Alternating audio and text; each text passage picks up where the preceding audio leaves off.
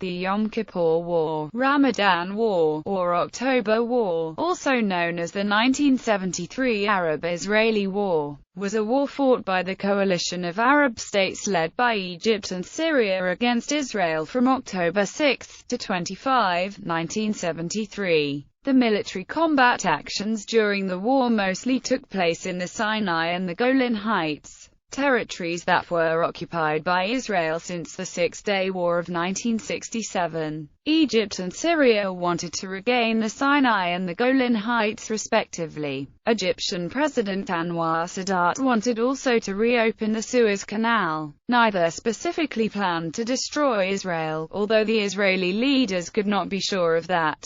The war began when the Arab coalition launched a joint surprise attack on Israeli positions in the Israeli-occupied territories on Yom Kippur, the holiest day in Judaism, which also occurred that year during the Muslim holy month of Ramadan. Egyptian and Syrian forces crossed ceasefire lines to enter the Sinai Peninsula and the Golan Heights respectively, areas which Israel had captured 6 years earlier in the Six-Day War. Both the United States and the Soviet Union initiated massive resupply efforts to their respective allies during the war, and this led to a near confrontation between the two nuclear superpowers. The war began with a massive and successful Egyptian crossing of the Suez Canal. After crossing the ceasefire lines, Egyptian forces advanced virtually unopposed into the Sinai Peninsula. After 3 days, Israel had mobilized most of its forces and halted the Egyptian offensive, resulting in a military stalemate.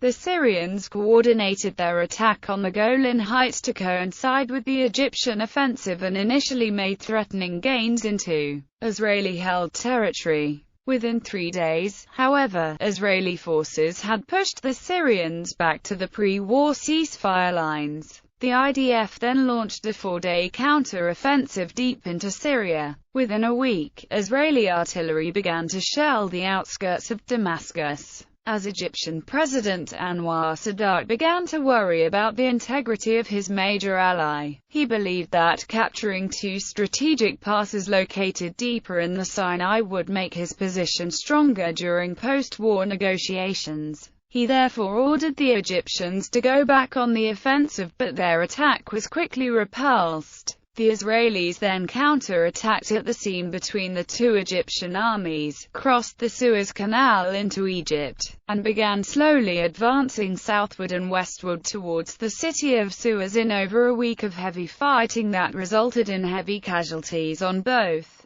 sides. On October 22, a United Nations brokered ceasefire quickly unraveled, with each side blaming the other for the breach. By October 24, the Israelis had improved their positions considerably and completed their encirclement of Egypt's Third Army and the city of Suez. This development led to tensions between the United States and the Soviet Union. As a result, a second ceasefire was imposed cooperatively on October 25 to end the war. The war had far-reaching implications. The Arab world, which had experienced humiliation in the lopsided rout of the Egyptian-Syrian-Jordanian alliance in the Six-Day War, felt psychologically vindicated by early successes in the conflict. In Israel, despite impressive operational and tactical achievements on the battlefield, the war led to recognition that there was no guarantee that Israel would always dominate the Arab states militarily. These changes paved the way for the subsequent peace process. The 1978 Camp David Accords that followed led to the return of the Sinai to Egypt and normalized relations, the first peaceful recognition of Israel by an Arab country. Egypt continued its drift away from the Soviet Union and left the Soviet sphere of influence entirely.